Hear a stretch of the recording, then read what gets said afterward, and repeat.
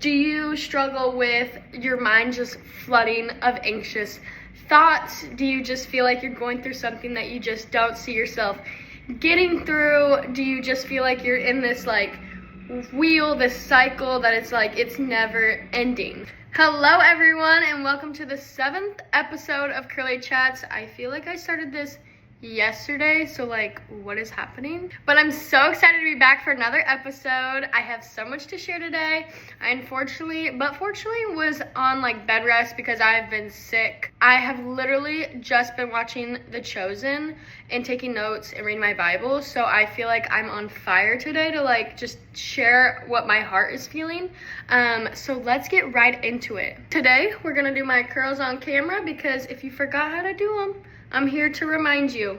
Okay, so who has actually watched The Chosen? If you have, drop it in the comment section and say it's amazing, because same. Basically what it is it's not an exact interpretation of the Bible. There are some things that are a little different just because it is like a show, a movie, whatever. It basically goes through the Bible in the disciples' perspectives, and it is just amazing. I have always kind of struggled with like interpreting the Bible and just kind of retaining the knowledge that I'm reading. Like I'm reading and I'm like, this is so much, it's almost overwhelming. And I'm such a visual person. In school, they would like sit there and read something to me and I'd be like, what? And then you could like have on the screen or something like a whole like visual of it, and I'm like, got it. Like I will never forget that.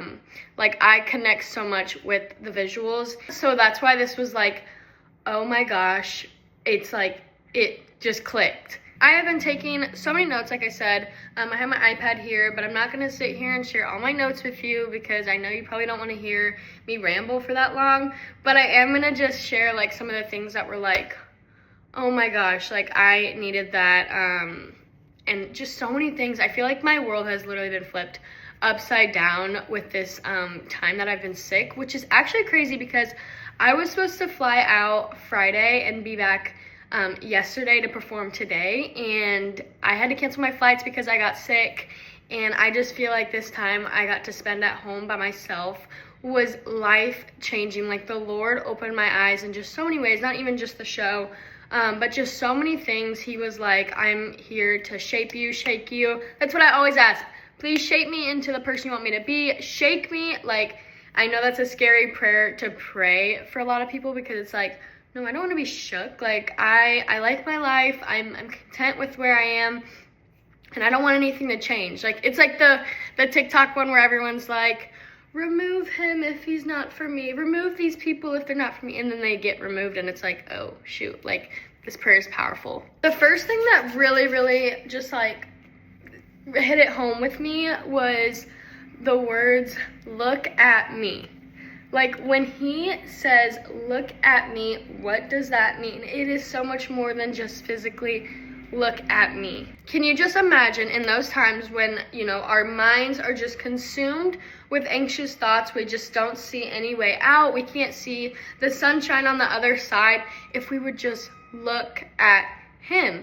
Like, literally just imagine, because there was a lot of times in The Chosen that there was people sitting on the street or coming to Jesus to be healed, and it was like they would all just like look down. They'd look down, they'd walk around looking down, and it's like, look at me. Like, imagine in those times that we would just look at Jesus. We would not look to the left, we would not look to the right, because what's on those sides? It's the world, and that's not going to get you what you're going through today. Nothing of this world is going to help you get through your life. It's not. It's just empty promises. And it's like, in those situations, just imagine what would happen if you just sat there and you imagine Jesus saying, look at me. One of my favorite scenes in the Bible, period, is when he walks on water, and I think it's so watered down. Sorry, no pun intended, like legit, that was dumb. So I think it's so powerful that the moment he starts looking at his circumstances in the world, the storm, the ocean, the waves, the boat behind him with all the disciples, that's when he sinks. But all he had to do was keep his focus on Jesus, and he would have made it through. After he saves Simon, he says, you have little faith. It is according to our faith that we're going to get through things. you of little faith. It didn't mean that he had no faith. It just meant that Peter doubted Jesus. He doubted that he could actually allow him to walk on water. And Jesus is like, you just had to believe, right? Like, don't look to your left, don't look to your right, look at me. So my question to you is, who are you looking at?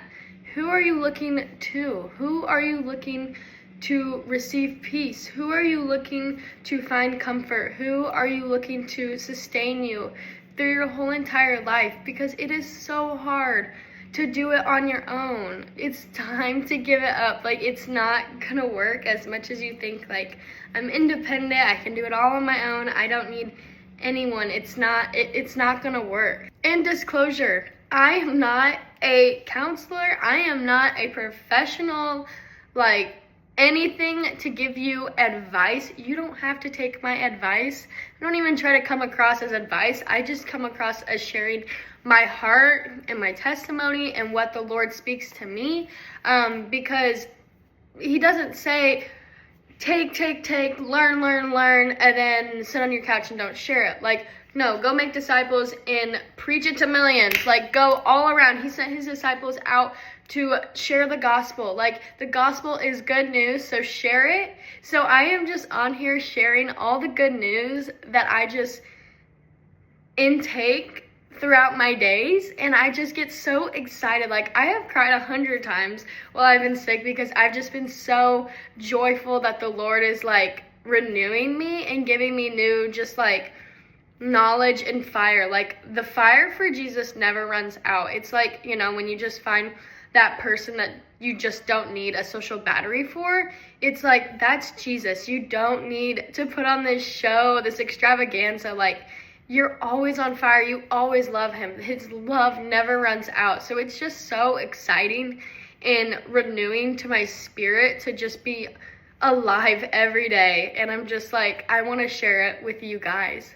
Okay, quick break. I'm going to dry my hair. You know the drill, and I'll be back. Okay, I'm back, and I will just be adding a few curls because I have an appearance, so I want it to be perfect, and then we'll keep chatting. So another story that really stuck out to me that I felt like God wanted me to share on here is basically there was, and stick with me on this, there was this Roman that played a pretty significant role because he was basically the guard at a time for Matthew, which was a former tax collector. So he was his guard when he was a tax collector, but obviously not after he chose to follow Jesus. But basically at that time, the Romans were not allowed to believe or really agree at all with Jesus because they didn't think that he was really the Messiah. But after a while, this soldier finally kind of asked, I think he called Peter and then Matthew into like his Roman Empire, whatever it's called. I'm not really great with terms. And he basically kind of confessed that he did believe that he was the actual Messiah because he was seeing all these people getting healed. And Matthew asked him, he was like, don't you have a son that needs healing? And he's like, yes, but like I'm so unworthy to even ask Jesus to heal him because of just all the bad things that I have done, and that this son was from another woman. And he was just like, I am so unclean, there's no way that I could ask him. And they're, you know, giving the spiel of like, you know, you don't have to be clean to meet Jesus, like he meets you where you're at, kind of thing. And not kind of thing, the thing. So Matthew and Peter take him back to Jesus, and all of his disciples are kind of like, what is this Roman doing in our house right now? Like, kind of scared, like, are they about to like take someone away or what? And he's there for healing. And he asked the Lord, he's like, I'm so unworthy, I am so unclean, I can't allow you to come to my home and physically heal my son. Because that's what a lot of times they would do, is that Jesus would physically go touch and heal the sick or the blind or whatever it is. He's like, I have so much faith that you can heal him right here where we are at. We don't have to actually go into my home. Like, you can do it without physically being there. And this guy had so much faith that Jesus could heal him from the place that they were at, that they didn't need to be there in the physical to heal him. It wasn't just because Jesus was powerful and he has the power to heal anyone and anything. Like, no, he said it was because of this soldier's faith. He had so much faith that Jesus could do this without being there physically to touch him, lay a hand on him. And I think that can apply to so many things today, because it's like a lot of people struggle with the fact that Jesus really isn't in the physical here, but he's in the spiritual. And that is a great way to be like, he doesn't need to still work. He is still working. He is still here and near to you. We walk by faith, not by sight. You don't need to see things to believe things. I just thought it was so incredible that this man that thought he was so unholy and so unworthy to ask for healing for his son and to let Jesus into his home, Jesus said, it is done. Like, it is done. He went back to his house and he saw that his son was healed. So have faith and believe that he is a God that still heals. He's a God that still performs miracles. But overall, I could literally sit on here and talk for another 5 hours with you. If you want to chat, like, message me. I'll talk to you forever. I'm just like so excited to just keep learning and growing as a person of faith. But I just encourage you to ask yourself, who am I looking to when I need comfort, when I need peace? Or what are you looking to? Are you putting your trust into materialistic things, or are you putting it into a person? Ask yourself and just see where the Lord takes you and kind of reveals those things in your heart. He will put your worries to rest if you just let him. I hope you enjoyed this episode, and I will see you guys next week.